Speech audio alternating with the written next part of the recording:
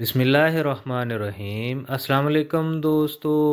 دھند اور آلودہ فضا کے ملاپ کو سموگ کہا جاتا ہے۔ سموگ کا انسانی صحت پر بہت خطرناک اثرات ظاہر ہوتے ہیں، جس میں قابل ذکر اچانک موت اور پریگننٹ خواتین کے مس کیریج کے ایشوز شامل ہیں۔ سموگ کی وجہ سے کون کون سی بیماریاں شروع ہو سکتی ہیں؟ سموگ سے بچاؤ کی احتیاطی تدابیر کیا ہوں گی؟ یہ سب کچھ آج کی ویڈیو میں شامل ہے۔ میں ہوں آپ کا pharmacist doctor A H Mandal and welcome to my YouTube channel. جی تو دوستو، سموگ کے ایکسپوجر سے آپ کو جو سب سے پہلی بیماری ہو سکتی ہے وہ شدید قسم کی کھانسی کا آنا اور سانس لینے کے دوران سیٹی کی آواز آنا۔ دوسری بیماری پری میچور ڈیتھ۔ جو لوگ زیادہ عرصے تک سموگی کنڈیشن میں رہتے ہیں تو میڈیکلی ان کو یہی سمجھا جاتا ہے کہ ان کی موت وقت سے پہلے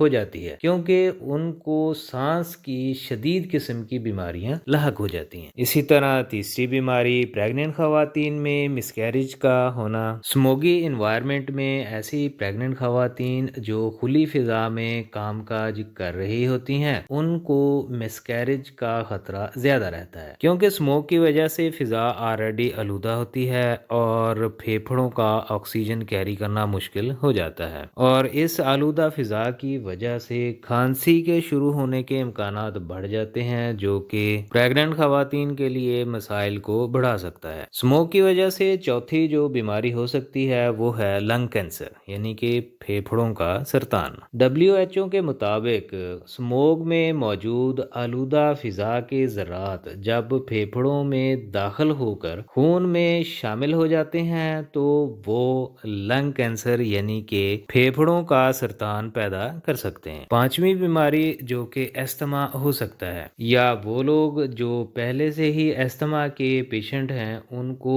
استھما کا بار بار اٹیک ہو سکتا ہے، جس کی وجہ سے پھیپھڑے زخمی ہو سکتے ہیں۔ اسی طرح چھٹی بیماری ہارٹ اٹیک یا برین سٹروک ہو سکتا ہے، کیونکہ سموگ کے آلودہ ذرات اگر زخمی پھیپھڑوں کے ذریعے خون میں شامل ہو جائیں تو وہ ہارٹ اٹیک یا برین سٹروک کی وجہ بن سکتے ہیں۔ اسی طرح ساتویں بیماری سر درد، آنکھوں میں درد، آنکھوں میں شدید خارش اور آنکھوں سے پانی کا آنا۔ یہ بیماری ان افراد میں زیادہ ہوگی جو کہ سموگی انوائرمنٹ میں گھر سے باہر گھومتے پھرتے رہتے ہیں۔ جی تو دوستو، سموگ سے بچاؤ کے لیے کون سی احتیاطی تدابیر اختیار کرنی چاہیے؟ سب سے پہلے گھر سے نکلنے سے پہلے ماسک اور اینک کا استعمال کریں، اور ہو سکے تو ورک فرام ہوم کو ترجیح دیں۔ آؤٹ ڈور ایکسرسائز سے پرہیز کریں۔ اسی طرح سگریٹ نوشی ختم کر دیں، اگر ختم نہیں کر سکتے تو کم کر دیں۔ استھما کے پیشنٹ کھلی فضا میں کم سے کم نکلیں۔ پانی کا زیادہ سے زیادہ استعمال کریں۔